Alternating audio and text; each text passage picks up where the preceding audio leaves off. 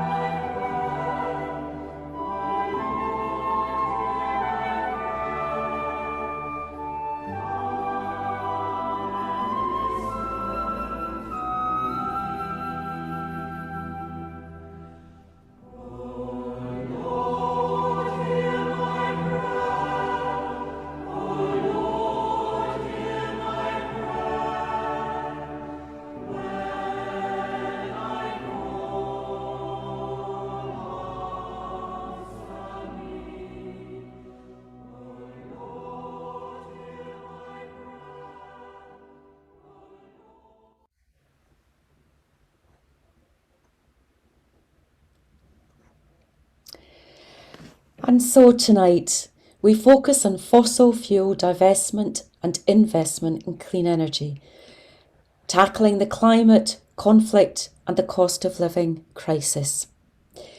And we're delighted that the Laudate Si movement are again co-badging our programme. And tonight I welcome Joseph, a divestment campaigner with the Laudate Si movement. And Joseph will say a few words about the Laudate Si movement and then welcome and introduce our companion for this evening. Welcome, Joseph. Welcome, thank you. Evening, everyone. My name is Joseph Taluin. I'm the divestment campaigner for Laudate Si movement. The Laudate Si movement is a global movement of organizations like the Scottish Laity Network, for example, and individuals that are committed to the care of creation. So our mission globally is to inspire and mobilize the Catholic community to care for our common home and achieve climate and ecological justice. This includes mobilize the church to raise a prophetic voice through divestment, for example, for climate and ecological justice, and bold policies everywhere where there's Catholic. Tonight we have the privilege to hear James Buchanan, who works at Operation Noah as the Right Now campaign director. So James is a veteran of the divestment movement, as he's been working in that industry, if we can call that way, since 2016, and he's been working toward Christian organizations to help them to divest. Prior to that, he worked for the Church of England as the project coordinator of the pilgrimage to Paris ahead of the COP21. And he also worked for Christian Aid and CAFOD, which means he is an ace at ecumenical work, I would say, working with many different denominations in the UK. James?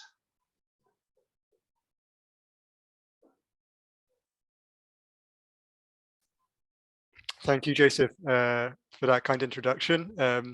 Thank you to Rosa and thank you to Rab and to all of you at the everyone at the Scottish Laity Network for inviting me this evening, and to all of you for being here as well. It's great to be with you all this evening. As Joseph mentioned, I work for Operation Noah, which is an ecumenical charity. It's a Christian charity working with the church to inspire action on the climate crisis. And we're really delighted to be working together with Laudate Si movement and other partners on these issues. The Bright Now campaign calls for UK churches to divest from fossil fuel companies, invest in climate solutions, and also when we say that, we mean, for example, renewable energy and other positive investments. And also we've got another area of the campaign now, fairly recent, which is focusing on church land use, and particularly given that the Church of England is a major landowner, so encouraging the church to manage its land more sustainably as well. So I'm going to share my screen now. Hopefully you will be able to see this okay.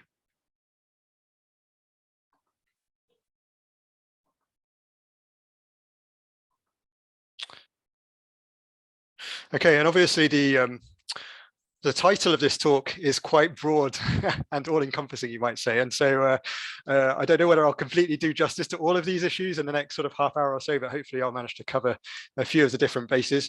I think it's probably fair to say that my main areas of expertise are probably more around fossil fuel divestment, investment in climate solutions and the climate crisis. But obviously all of these issues are very much interconnected, as Pope Francis tells us in Laudato Si. And so I'm also going to speak about the conflict and the cost of living crises, which are very, very much interconnected with these other issues, and hopefully give some reflections and pointers in terms of possible way forward. And I think we're just also aware on the latter two issues, on the conflict and the cost of living crisis, really how the conflict in Ukraine, we're hearing about it all the time really in the news now, but how the conflict in Ukraine has led to higher gas prices, which has caused the current cost of living crisis, which is affecting so many people. Earlier this year at Operation Noah, we coordinated a letter from church leaders to the Prime Minister and Chancellor, and this was supported by a number of other organisations. It was supported by CAFOD, Christian Aid, Fund, SCIAF, and the Russia UK as well. And this called for urgent action on the climate and the cost of living crises. And it was signed by more than 500 church leaders, including 68 Catholic and Anglican bishops. And among them was Archbishop Bill Nolan, the Archbishop of Glasgow. I should probably add at this point that I'm aware that in terms of the audience here, I'm sure that many of you are in Scotland. This is obviously an event organised by the Scottish Laity Network, but I'm guessing I do see one or two familiar faces in other parts of the UK. So probably some of what I say will apply to perhaps some bits more to Scotland, some bits to other parts of the UK a little bit more. So yeah, I will cover those different elements in my talk. And as you can see, this letter that was signed by these church leaders was calling for no new fossil fuel developments, a windfall tax on oil and gas profits, support for renewable energy, and also measures on energy efficiency to reduce heating bills as well. And Operation Noah, we're a supporter of the Warm This Winter campaign, which you might have heard about. It was being launched quite recently, which is being supported by a number of major UK charities, including Oxfam, Greenpeace, 350.org, Save the Children, and Uplift, which is the organisation behind the Stop Cambo campaign.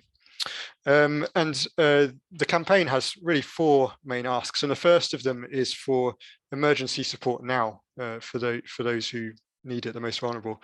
And of course, it's welcome news that a price cap on energy has been announced in the last day or two. But of course, there are big questions about who pays. We believe, and this is the campaign, that there needs to be a windfall tax on oil and gas companies, on energy companies that are forecast to make £170 billion in outsized profits in the next 2 years. Secondly, there needs to be government funding to help people cut their bills through better insulation and new heating systems, which is really the quickest and the cheapest way to lower our bills, and will at the same time address both the climate and the cost of living crisis. It seems really like a no-brainer. Thirdly, the campaign calls for a rapid expansion in cheap renewable energy. Now, at the moment, renewable energy is 9 times cheaper than gas, and can also be brought online quicker. So again, this just makes economic sense as much as it makes sense ethically as well. And fourthly, to stop opening new oil and gas developments and to subsidize and stop subsidizing new drilling with public money, which is again something that's going to, at the moment, is in the pipeline really. The government has already admitted that new North Sea oil and gas won't reduce energy bills, and so it's really not going to solve the current cost of living crisis. At Operation Noah, we've worked closely with campaigners in a number of different churches, and earlier this year, the Church of Scotland called for a windfall tax and called for no new fossil fuel development. So we worked with campaigners on that. And this is really a message that needs to be heard loud and clear by the new government. Last October, we worked with Laudato Si movement and also with our friends at World Council of Churches, Green Anglicans and Green Faith to organise a global divestment announcement. We've our organisations have worked on these every few months collaboratively. And last October, there was the largest ever faith divestment announcement. There were 72 faith institutions that joined, including the Catholic Bishops' Conference of Scotland and all Catholic dioceses in Scotland. Credit especially should go to Archbishop Bill Nolan, who is then the Bishop of Galloway and is the lead bishop on the environment, as you'll probably know, for the Catholic bishops in Scotland. And also Lorna Gold at Laudato Si movement and Francis Gallagher at Justice and Peace Scotland, who are really involved in supporting that from behind the scenes as well. This announcement, it had a really big impact, I would say. It gained national media coverage in both the Times newspaper, and also Bishop Bill Nolan was interviewed on BBC Scotland around that time as well. So it sent, I think, a really important message ahead of COP26 that there needs to be an end to new fossil fuels and that it's no longer ethical to invest in the companies that are contributing most to the climate crisis. And on that announcement, we worked very closely with Svetlana Romanko, who you can see in this picture. Svetlana is Joseph's predecessor at Laudato Si Movement. She was working at Laudato Si Movement, and since then has set up, Svetlana's from Ukraine, and she set up the Stand With Ukraine campaign after the start of the conflict in Ukraine. And she's, in recent months, she's spoken out a lot about the links between the conflict in Ukraine and Russian oil and gas and fossil fuels in general. And this quote is from her. She said, "It's urgent and necessary to make sure that Russian oil and gas reserves become permanently unrecoverable, stranded, and cannot fuel more wars. We demand that governments speed up investments in renewable energy, stop funding fossil fuel expansion, and put public money where it needs to be in a peaceful and clean energy future for all." And just to put it in context in terms of, you know, how big a factor fossil fuels are in the whole conflict in Ukraine, well, fossil fuels make up 60% of Russian exports and 40% of Russian federal budget revenue. So by moving away from fossil fuels, we can really have a big impact in that sense as well. And also in other parts of the world, fossil fuels, again, have had a big impact in terms of conflict and political destabilization. And this quote is from Bishop Manuel Ernesto, who's the Anglican Bishop of Nampula in northern Mozambique. And in northern Mozambique, more than 700,000 people have been displaced as a result of the political destabilization, particularly in areas where gas prospecting has been taking place. And he's also spoken out against the violence that's been happening in those areas. And he said fossil fuel investments increase climate change and impacts on those most vulnerable, and also destabilize communities. We plead with the international community, take your money out of fossil fuels and invest in renewable energy, which is decentralized, benefits local people, and does not contribute to climate change. So we've heard from Svetlana Romanko and from Bishop Manuel Ernesto voices calling for an end to fossil fuel investments, and we'll give the picture in terms of UK churches where they are at the moment in just a moment. There's often been a question that we've sort of been asked in the last few years, which is, you know, is it better to divest from fossil fuel companies, or is it better to continue to invest and engage with these companies as shareholders? And we would say that the time really has come to divest for a number of reasons. And the first of this is that despite, you know, the efforts of those who are investing in those companies, who are engaging with them over a number of years, fossil fuel companies are planning to increase fossil fuel production in the next few years. So and again, in spite of a number of them saying, you know, we're going to reach net zero carbon emissions by 2050, in the short term and in the medium term, some of these companies are planning to increase fossil fuel production. So Shell on its website, in the same breath really, is talking about you know, net zero. They say we will also sell more gas. And Pope Francis has been really clear on this. This is from when he met oil and gas company chief executives in the Vatican back in 2018. He said, even more worrying is the continued search for new fossil fuel reserves, whereas the Paris Agreement clearly urged keeping most fossil fuels underground. Civilization requires energy, but energy use must not destroy civilization. And more recently, Antonio Guterres, Secretary General of the UN, has said that investing in new fossil fuels is moral and economic madness. And yet, when you look at what the major oil and gas companies are planning, this is analysis from Oil Change International and Global Witness that was published in April this year, reported by Sky News.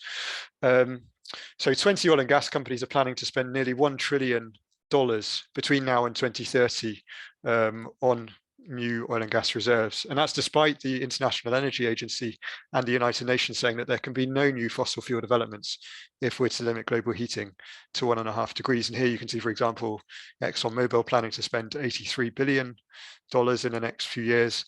Total Energies, the French oil company, $62 billion, and Shell, $46 billion. And Shell is planning to spend over $30 billion. So really huge sums of money that all of these oil and gas companies are planning to spend, in spite of those recommendations, the calls from the International Energy Agency and UN for no new fossil fuels.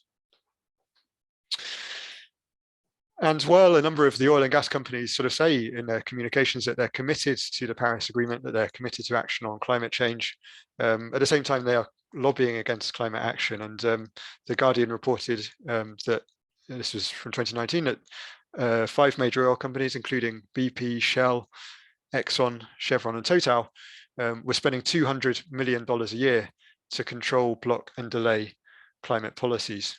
And this is really still happening.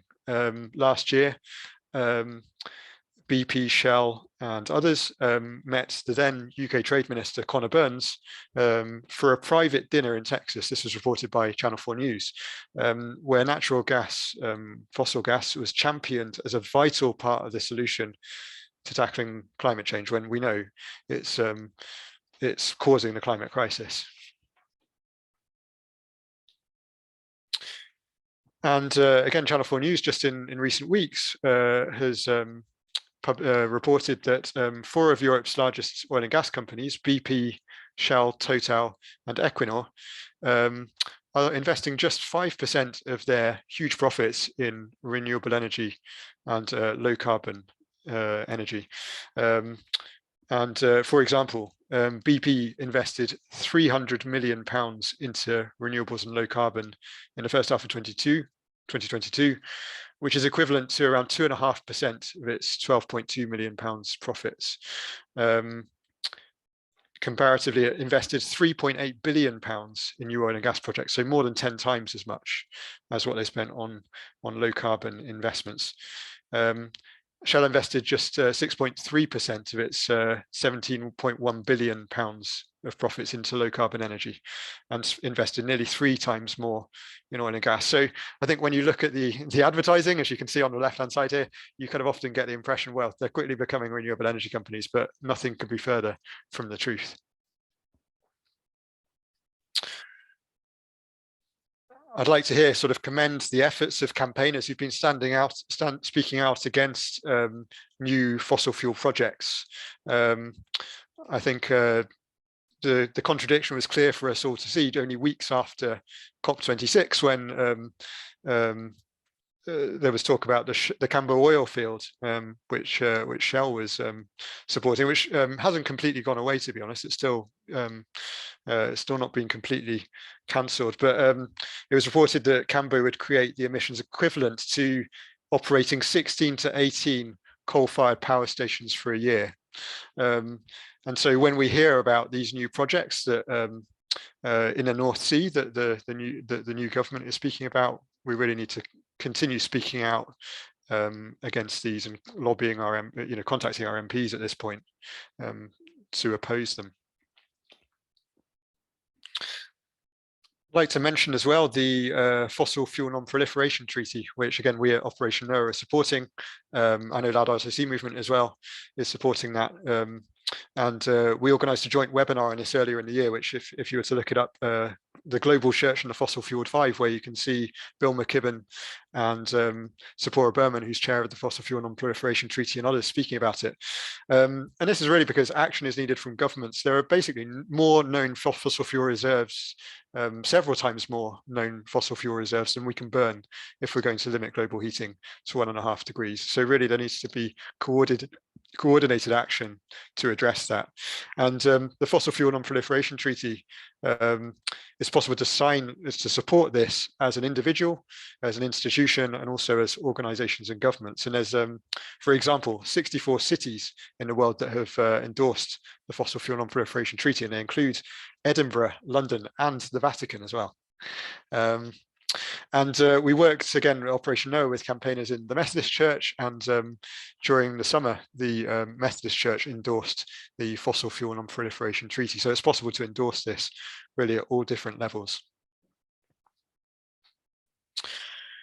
In the last few years, and I think really thanks also to the great work of Loud RSOC movement as well on this, the Vatican has become increasingly outspoken and supportive on the issue of fossil fuel divestment. And this quote is from Father Jostrom, who's the coordinator of the ecology sector in the Vatican's Dicastery for Integral Human Development.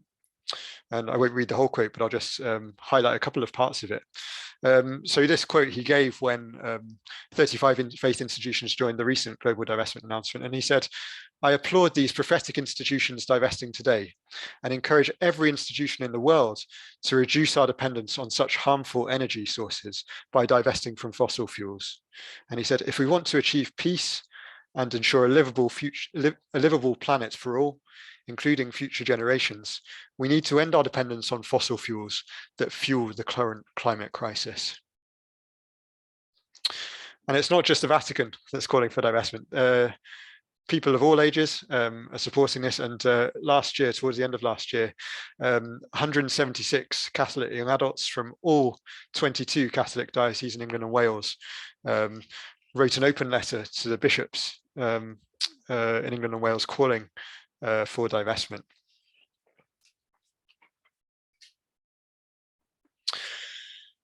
And so this is something that can really be done at all levels of, in terms of faith institutions. It's something that can be done by national churches. It's something that can be done by diocesan equivalents, and in some churches it's something that can be done by local churches as well. I would say in the Catholic Church, I think the main focus really is on Catholic dioceses, also on bishops' conferences. So you know, as in the example of the Catholic Bishops' Conference of Scotland, and also on religious orders as well. This is something that Catholic religious orders in increasing numbers have been doing.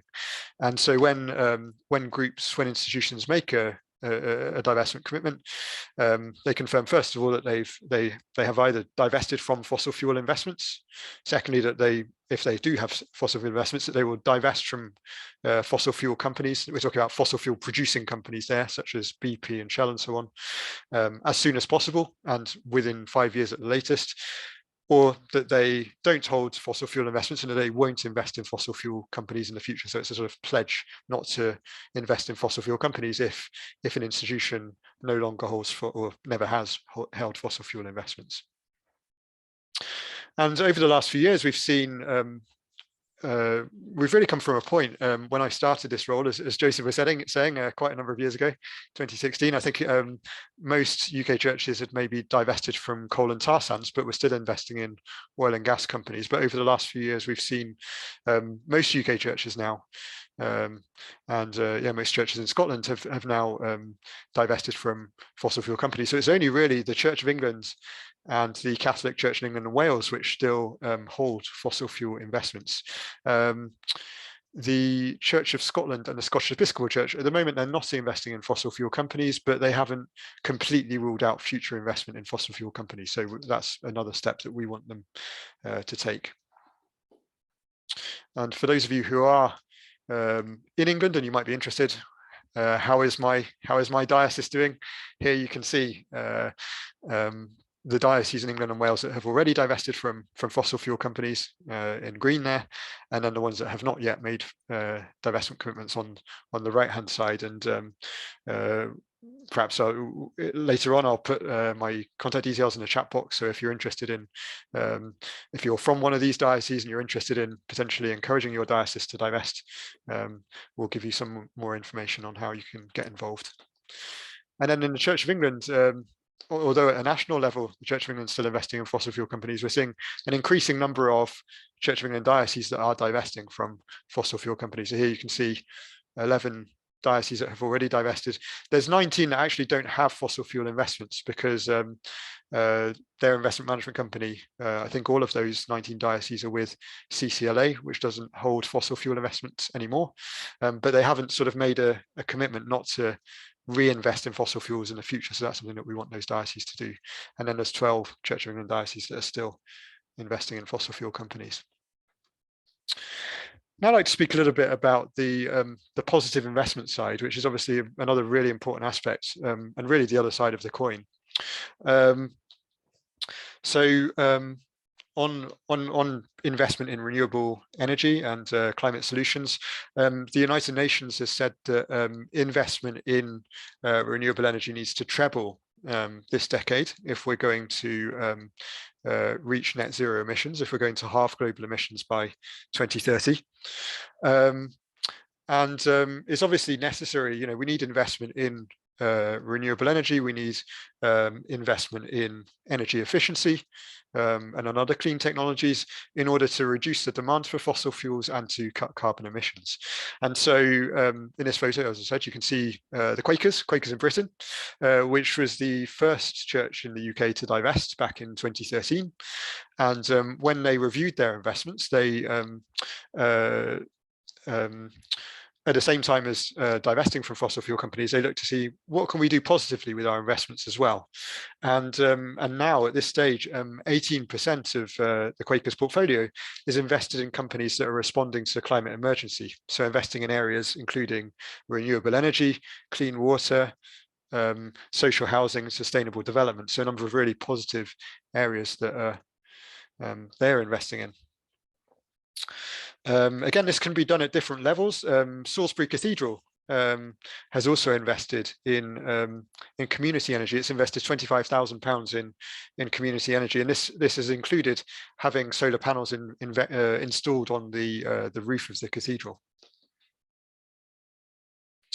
And I'd like to now, I'm going to stop sharing my screen because I'm going to show you a short video clip from Bishop Hugh Nelson, who shared the experience of how the Diocese of Truro in the Church of England both divested from fossil fuel companies, but also invested in climate solutions. And he shared this experience on a webinar that we organised with Laudato Si Movement and others before COP26. I'll just show the first half of the video because it's yeah, so I'll just share my screen now.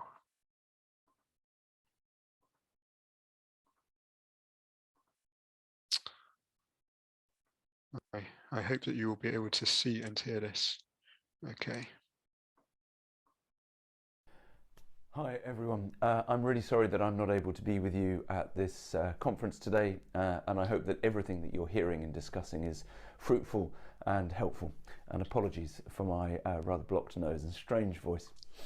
My name's Hugh Nelson. I'm the Bishop of St Germans, one of the bishops in the Anglican Diocese of Truro, which covers all of Cornwall and the two very best parishes in Devon.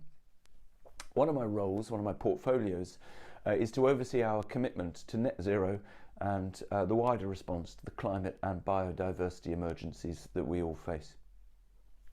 Earlier this year, after a time of careful thought and consultation and prayer, we as a whole diocese launched a new strategy for this work around creation care, and we sum it up in 3 short phrases.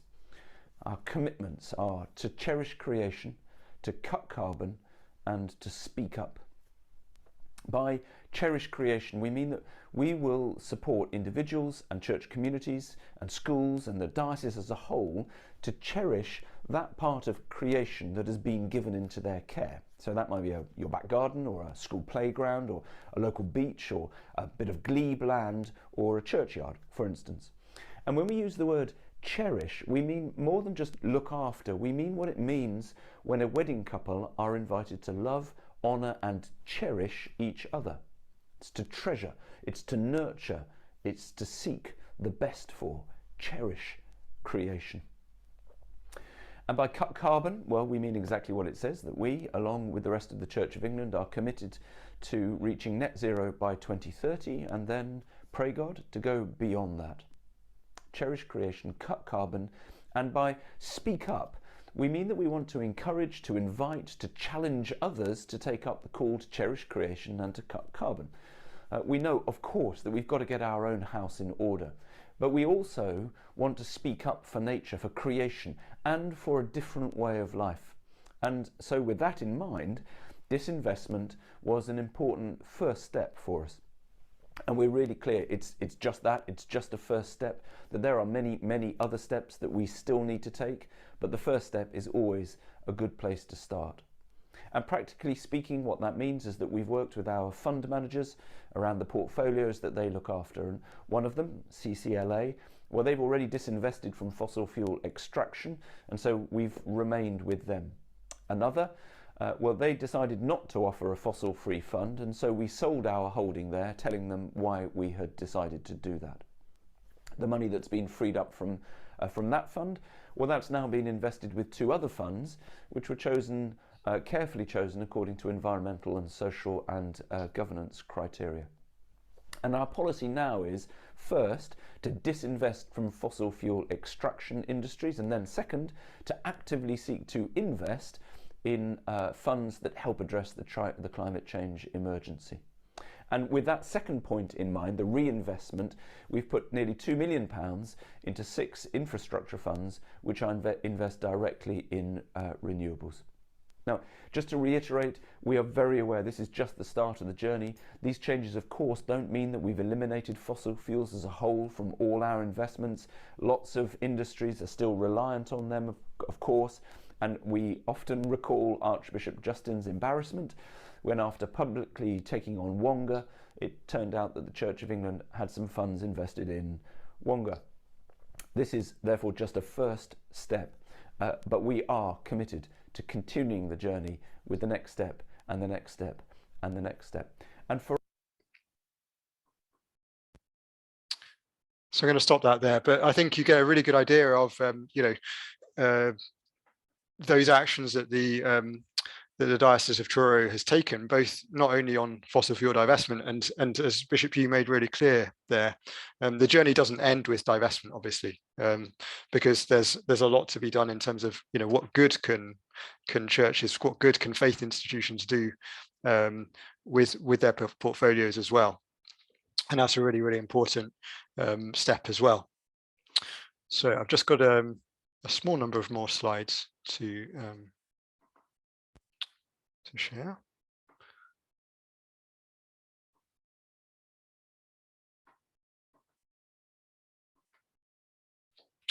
And just to mention as well, we have a blog with that case study on our website. So fairly soon I'll pop the link into the chat box as well if you'd be interested in having a read and learning a bit more about that as well.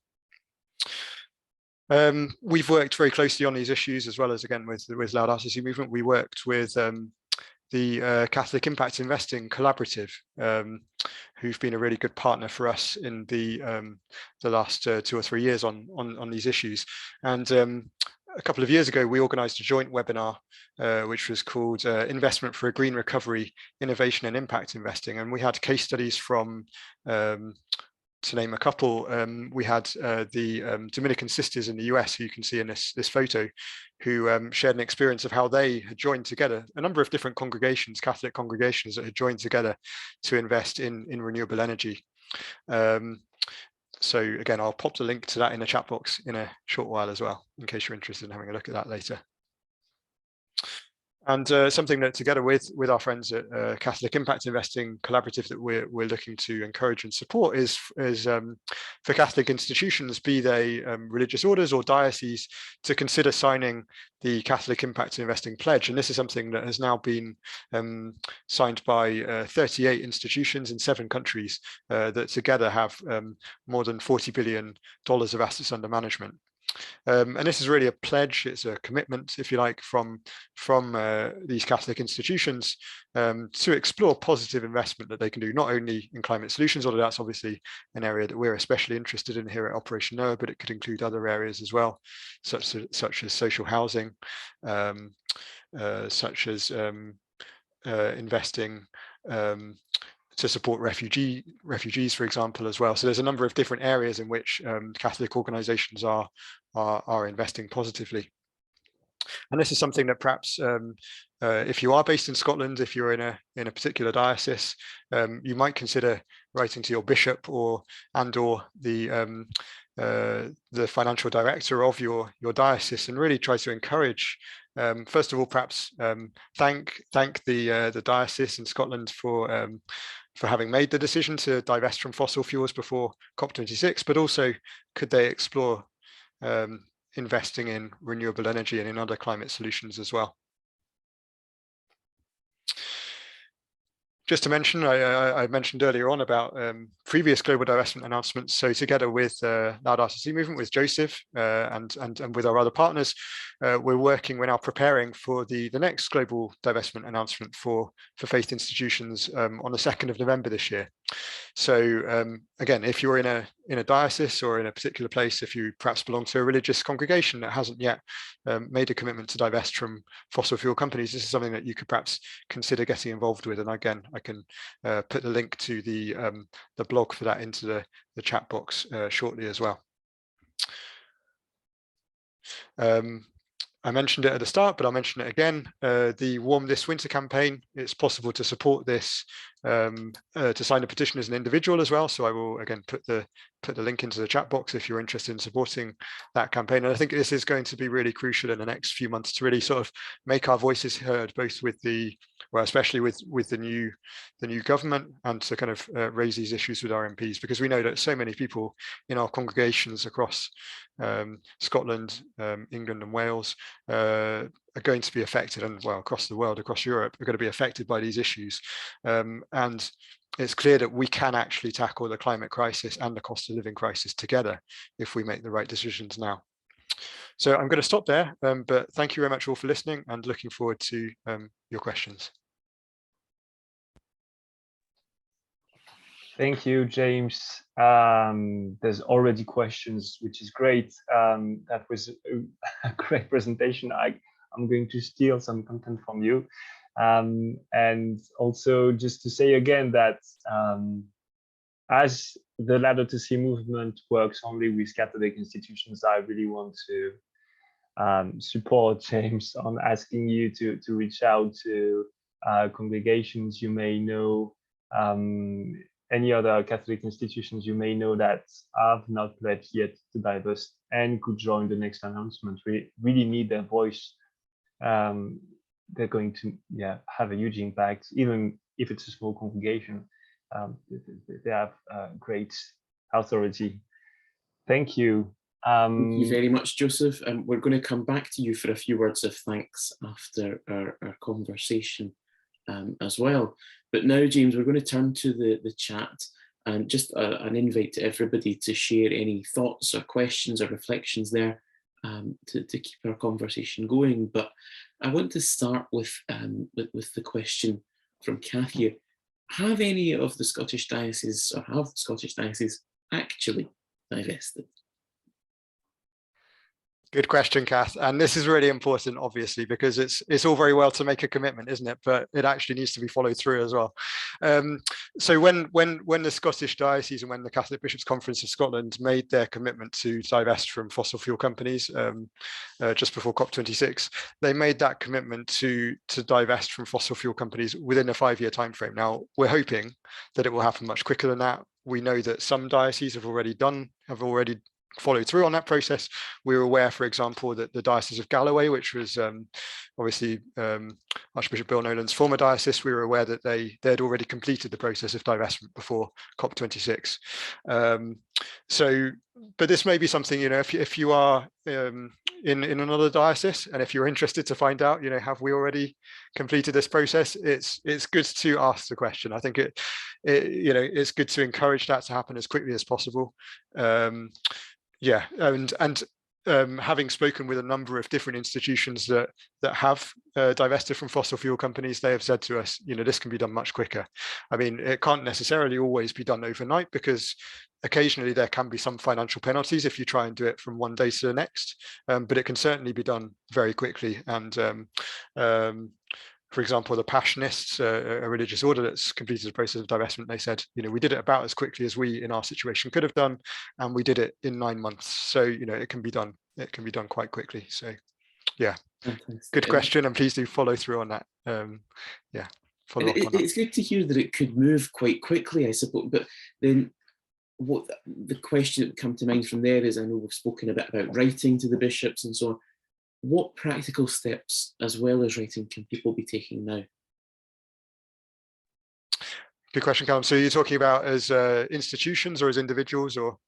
I think perhaps as individuals. I know that we've got people joining us from certainly all over the Scottish Diocese, as well as further afield tonight. So what practical steps can they be taking? Yeah, really good question. Well, I mean, I guess a lot of us, we probably won't have investments on the scale of, dioceses or whatever, but we might have a bank account, and, it's worth having a look to see, are we with an ethical bank account, for example?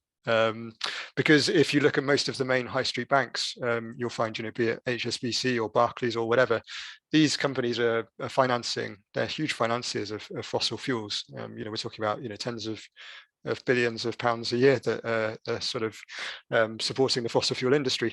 And there are a number of fossil-free banks out there, and we can't provide financial advice, but I'm sure you'll be well aware of some of them. The likes of Cooperative Bank isn't investing in fossil fuels. Triodos Bank is a good ethical one as well. So there's a number of different options that are out there when it comes to that side of things. I think as individuals as well, I kind of again said in the presentation, but I think now is really an important time to be contacting our members of parliament on these issues. Just in the last day or two, there's been a number of announcements. I think the ones that have taken the headlines have been especially around the announcements around the cap on energy bills, but there's also been some other things. The new Prime Minister has talked about new North Sea oil and gas, for example. I noticed in the chat box a question in relation to fracking. These are really things that we should be opposing, because they're not actually going to solve the cost of living crisis, and they're only going to exacerbate the climate crisis. So I think, especially at this time, it's an important time to be raising these issues and to be speaking out with our members of parliament.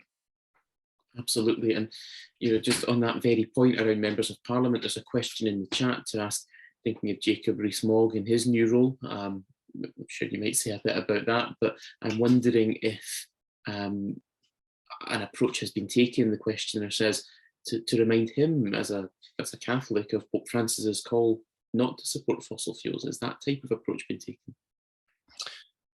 It's a good question. I think probably it would be fair to say that a lot of people were disappointed by the appointment of Jacob Rees-Mogg to the position as Minister for Business, Energy and Climate and Industrial Strategy, particularly given previous statements that have been made. Kind of climate denial, you could say, really. So it's really concerning, I think, to have someone in that sort of important role who has expressed those views in the past. Now, obviously, we can hope that those are not the views that he holds today, but I think Pope Francis has been really clear on this. But there's been a number of other, who knows, there might be other church leaders that our new Business and Energy Secretary might listen to more carefully. But I think it's so clearly, if you read Laudato Si, it's really clear that fossil fuels must be progressively replaced without delay. Pope Francis stated it really, really clearly, and the Vatican and church leaders, in this country as well.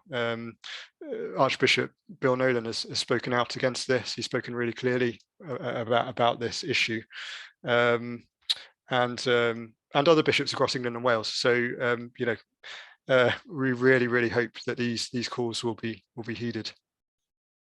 Fantastic. And just picking up on something else that you mentioned in response to an earlier question, James, there's a question in the chat. Is there somewhere, you might not provide financial advice, but is there somewhere that people can find that a more extensive list of banks that would be more favourable? Yeah, good question. What I would recommend, a couple of places. So first of all, if you're interested to see, how is my existing bank doing? There's a website, if you plug into to your Explorer or to Chrome or whatever, bank.green or Bank Green. It's that will tell you if your existing bank is investing in fossil fuel companies or not. So that can be a useful place to start. I recommend there's another organization that we've worked with quite closely called ECCR, which stands for the Ecumenical Council for Corporate Responsibility. They have a campaign called Money Makes Change, which and they've got a resource on ethical banks. So I recommend that. And that shows it's sort of a resource that's for charities and local churches, but I think it's something that I think individuals could potentially look at as well and get a bit of an idea of some of the the banks that are not investing in fossil fuel companies that you could look at potentially. So I think that's what I'd recommend as a sort of starting point there.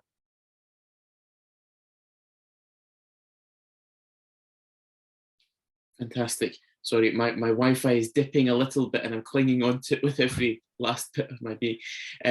I'm looking here, so another question, do you have any advice, James, regarding pension fund investments? Yeah, good question. I mean, I suppose different people will be in different positions here. I think if you know, if you're already retired, you might have started drawing your pension, and therefore it might be slightly more tricky, for example, to change your pension provider at that stage. But to give an example, just from a personal perspective, we were with a particular pension provider, and then a few years ago we switched to one called Nest, which is a government-backed pension scheme, and Nest's ethical option is fossil free, fortunately. So, you know, I mean, I guess often with pensions you need to opt in to the ethical option, so that's definitely a first thing to do if you have a, you know, if you have a pension you want to explore, because the default option, really, you're sort of like, you're enrolled usually into the non-ethical option, so you actually have to sort of choose to invest in the ethical option. And then it's worth sort of making inquiries with your pension provider, you know, is my pension invested in fossil fuels?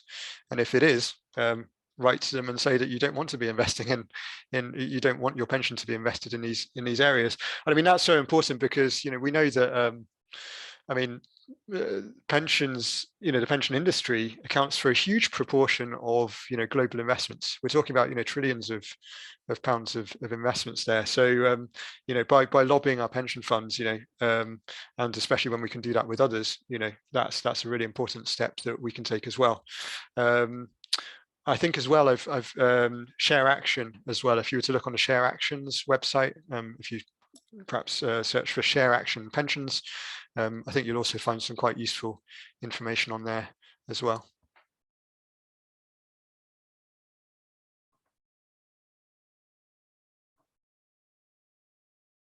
Fantastic, and a great, you know, power of resources that you're sharing with us tonight, which I'm sure Rab will be collating in the background to send out afterwards. I'm seeing a nod, so that's great to see. I wonder, James, could you maybe make a comment? We've been asked a question, maybe if you could make a comment on fracking.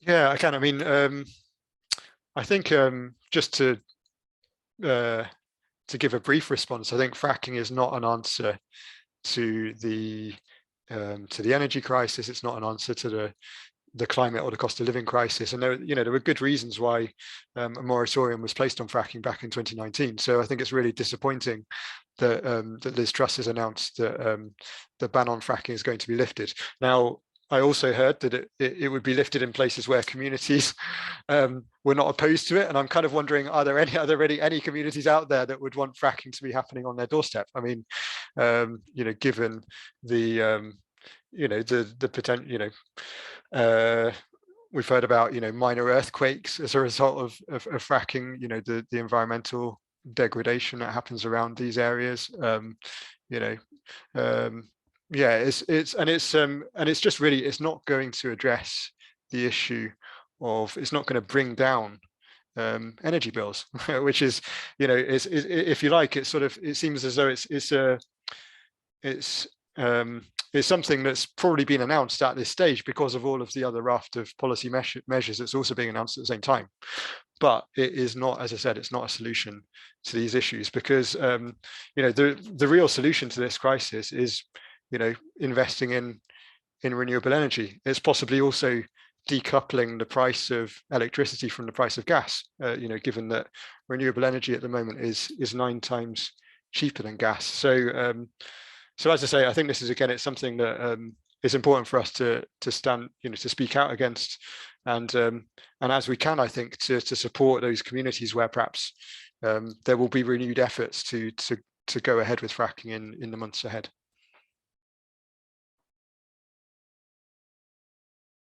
Thanks, James. I want to take a slightly different angle now and to take this question here, which talks about, is it part of our difficulty as Catholics that there's an ambiguity about which part of the Catholic Church we're talking about when we're talking about the institution? Are we a fragmented church that we need to acknowledge that it might be difficult to talk of one single Catholic organisation, as it were? Or is that, or the questioner says, is this a heretical view, you know? Good question. Well, it is a broad church, let's face it. I think we're all well aware of that. Well, I mean, just for example, on this issue, because on the issue of sort of fossil fuel divestment, because, you know, there are some people who, I'm a Catholic myself, although I obviously work for Operation Noah, which is an ecumenical charity. And, you know, there are some people that would imagine that, you know, if the Vatican says, you know, all Catholic organizations should divest, well, you know, doesn't it happen overnight, right? Because, you know, the Vatican, everything that the Vatican says, the Catholic Church does immediately, right? So, you know, and we know that that's, well, unfortunately on this issue, that's not been the reality. I think it is a recommendation from the Vatican that should be followed through quickly. But I think when it comes to church investments, it's also true that individual dioceses and religious orders and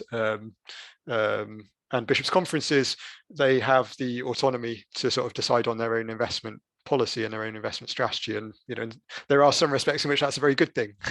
But I think when it comes to that sort of recommendation from the Vatican, that really does need to be heeded, because it's been made loud and clear. You know, it was first made in 2020, and it's been reiterated, as you just saw, by Father Jostrom in the Vatican. I think, yeah, it's very true. It's true of all churches, I think, in many ways. There's a broad range of different perspectives and so on these issues. But I think Pope Francis has been so clear on this in Laudato Si, and you know, we're so aware of, you know, the impacts of the climate crisis, the growing impacts. You know, the flooding in Pakistan in recent days as well. You know, these are sort of extreme weather events that we just haven't, you know, witnessed on this level. You know, the 40-degree heat in the UK earlier this year, and I think all of this is just bringing home the urgency of it, and the need for that call from the Vatican to be heard by the church at all levels.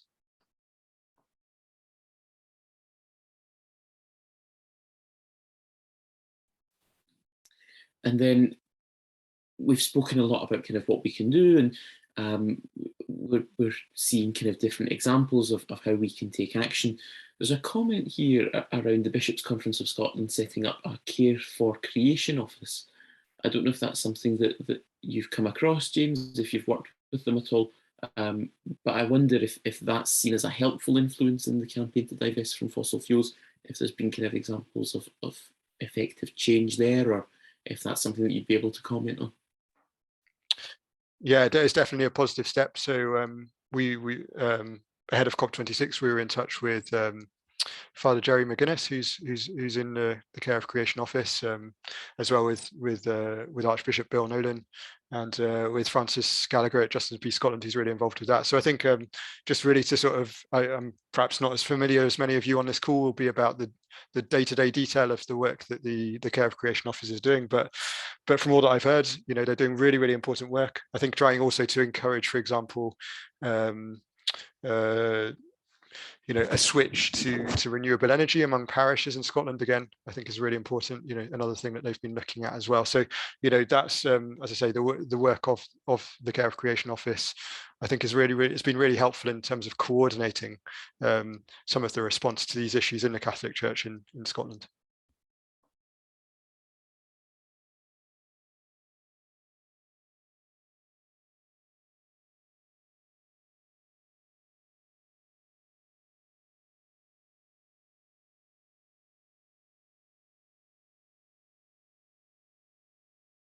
Could I ask a question? Callum he's having problems with his Wi-Fi.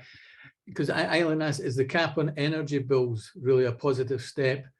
Doesn't it favour the highest energy users and burning more fuel extravagantly, that rather than targeting those who need it most, those who are most in need, being funded by loans that will burden future generations? Shouldn't it come from a windfall tax on oil companies?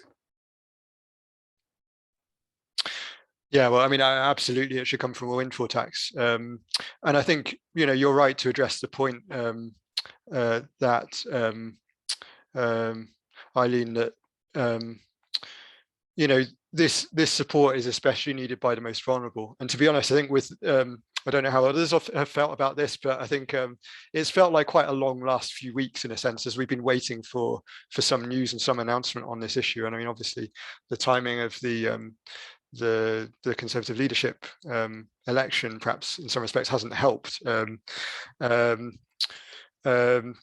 So I think, you know, there were many. There's been many people who've just been really concerned for a long time, you know, wanting to get answers to, you know, how are we going to afford, you know, to heat our homes, you know, and to put food on the table this winter. So, you know, it was kind of urgent at this stage that the government announces, you know, announces a response to that.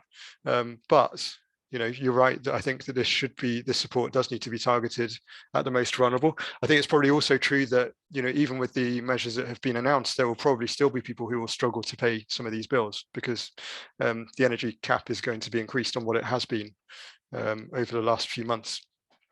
So that definitely needs addressing, and absolutely, I mean, it's you know, it makes no sense to effectively subsidize, you know, the oil and gas industry, the energy industry, you know, which are now, you know, forecast to be making huge profits over the next couple of years, you know, in spite of having caused the climate crisis, in spite of having, you know, to be now profiting from the cost of living crisis as well. I think this is really completely unethical. So it's something that really needs to be addressed quickly. And I think, again, it's something, you know, coming back to the windfall tax, I think this is something that should really be, we need to keep on raising this issue with our members of parliament, and hopefully to the point that it's just something that's, you know, that's unstoppable, really, that's inevitable, because, you know, this has to be paid somehow. And it's not right that, you know, that ordinary people are going to have to pay for these huge profits of the oil and gas industry. Thank you. See, with regard to the MPs at Westminster, and it would also apply to the Parliament here, is there any sense of a group, a cross-party group of MPs that one can work with and are pushing things forward?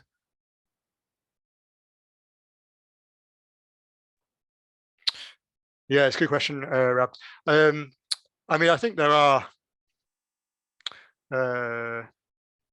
MPs of all issues that are concerned about the climate crisis. They've obviously got different policies, and I think, you know, I'm sure many people on this call will have maybe particular policies and particular parties that they would favour over some others. But I think it's important that, you know, in order to make change happen, it's going to need politicians from all parties to be advocating for it. And so from that perspective, I think it's vital that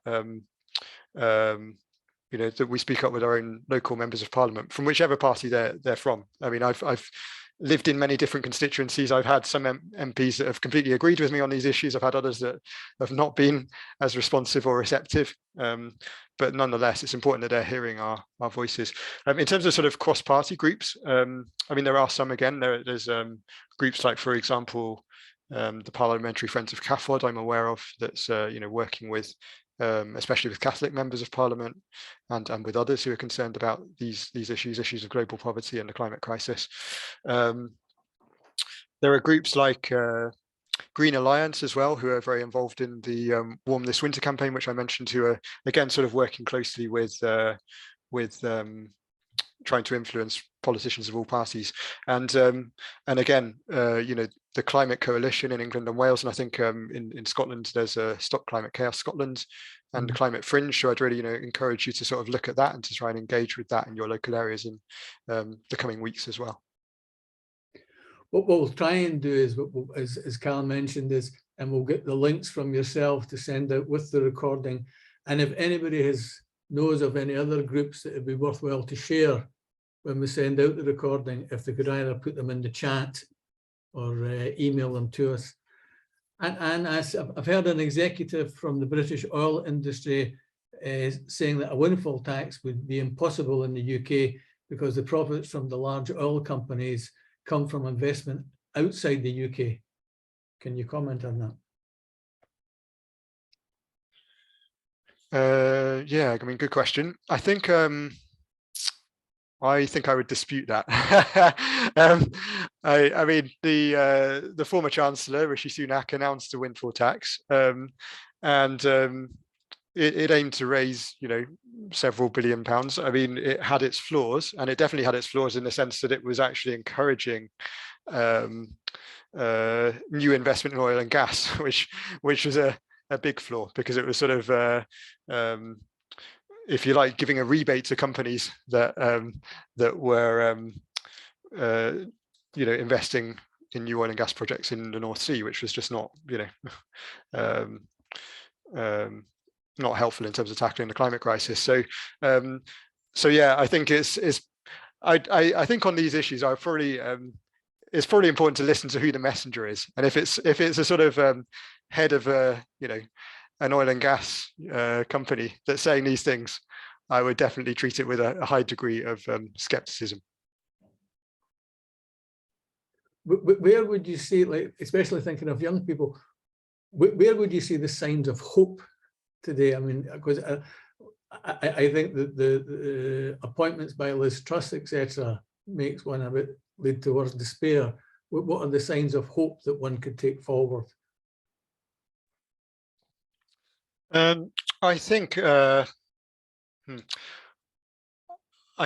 really that change does happen when we as churches and as people of faith take action together. And I think I'm sure many of us on this call will have been campaigning on all these different issues for a number of years. And I think I remember when I first got really involved in campaigning, it was around the time of the Make Poverty History campaign.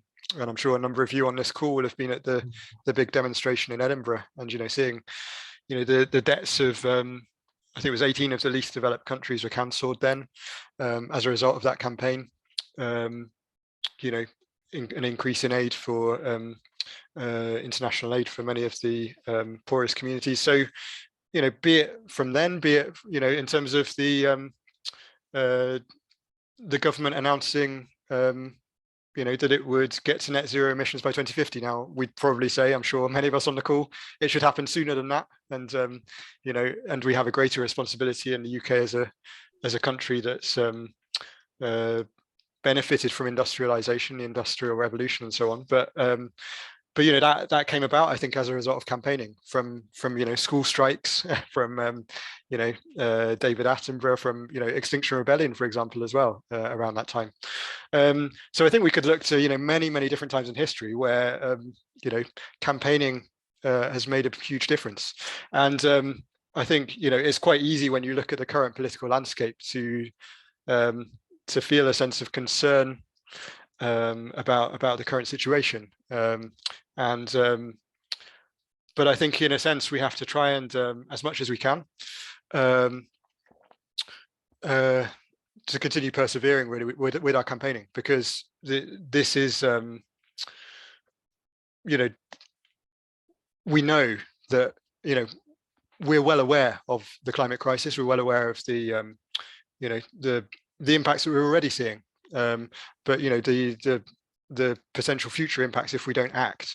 And I think it's going to be a combination of factors. Campaigning, probably economics is going to play a really important role as well, because for example, a lot of oil and gas projects that are being announced at the moment are going to become stranded assets in the future. So actually, it doesn't make sense to invest in these things. It makes a whole lot more sense. And the economics are even starting to work in our favor, in a sense, in that renewable energy is so much cheaper than fossil fuels, and the price of these technologies is coming down all the time.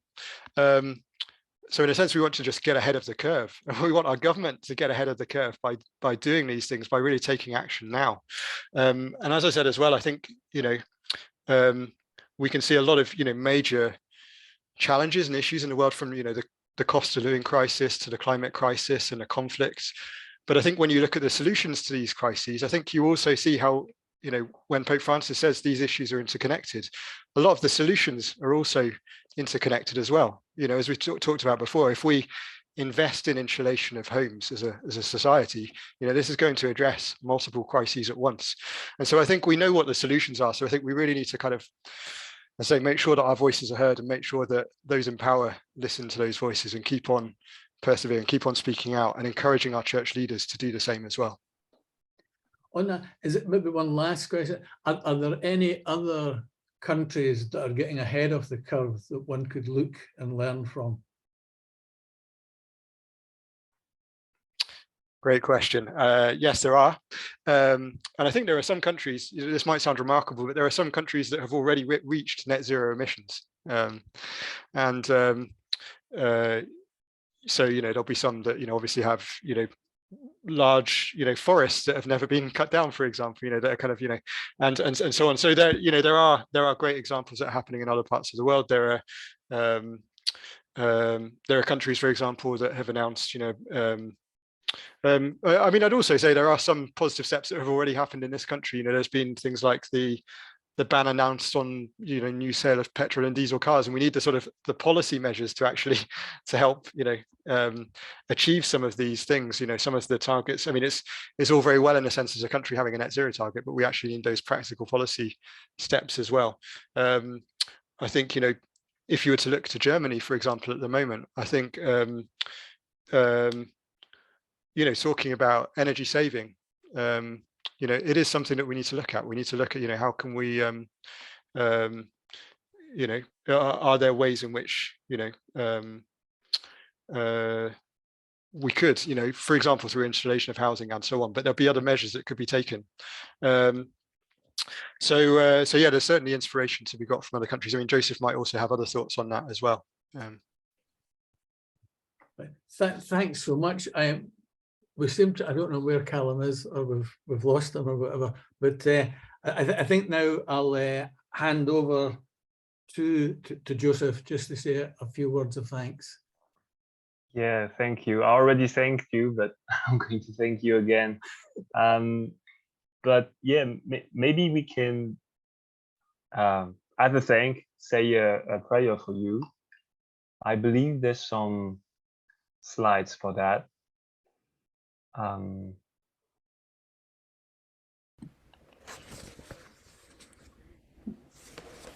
Creator God, we thank you for the insight, wisdom, and commitment of James. We thank you for what he has shared with us tonight. We ask that you anoint him anew, such that his life and his ministry may continue to be empowered by your Spirit. Amen.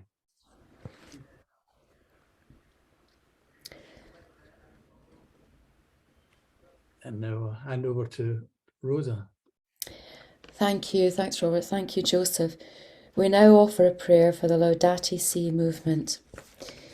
Creator God, we thank you for the Laudate Si movement. We pray that your Spirit will continue to empower them in their mission to inspire and mobilise the Catholic community to care for our common home and achieve climate and ecological justice. Amen. Amen.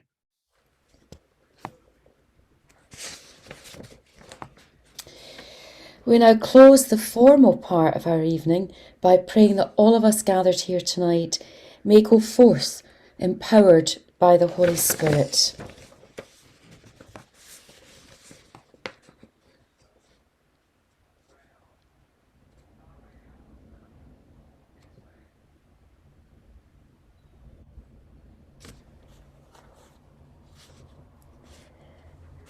Come, Holy Spirit, breathe down upon our troubled world.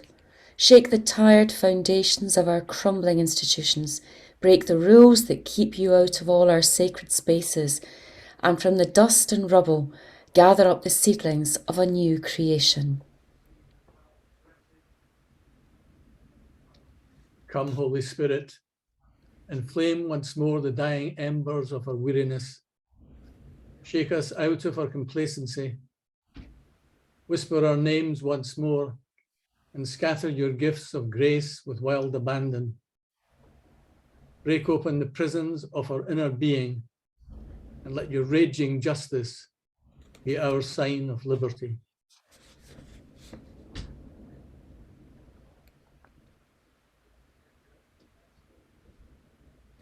Come, Holy Spirit, and lead us to places we would rather not go. Expand the horizons of our limited imaginations. Awaken in our souls dangerous dreams for a new tomorrow, and rekindle in our hearts the fire of prophetic enthusiasm. Come, Holy Spirit, whose justice outwits international conspiracy, whose light outshines spiritual bigotry, whose peace can overcome the destructive potential of warfare, whose promise invigorates our every effort to create a new heaven and a new earth, now and forever. Empowered by the Spirit, we continue the mission entrusted to us. Come, Holy Spirit, come.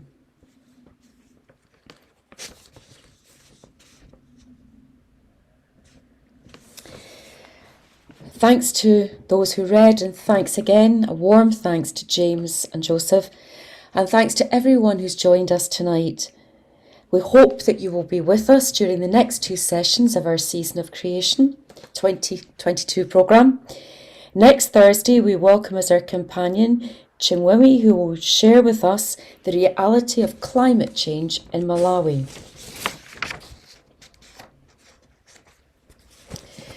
And the final session of our programme is on Thursday, 22nd of September, and we're delighted to have as our companion Chris Johnson, who will share with us on sustaining us on our journey.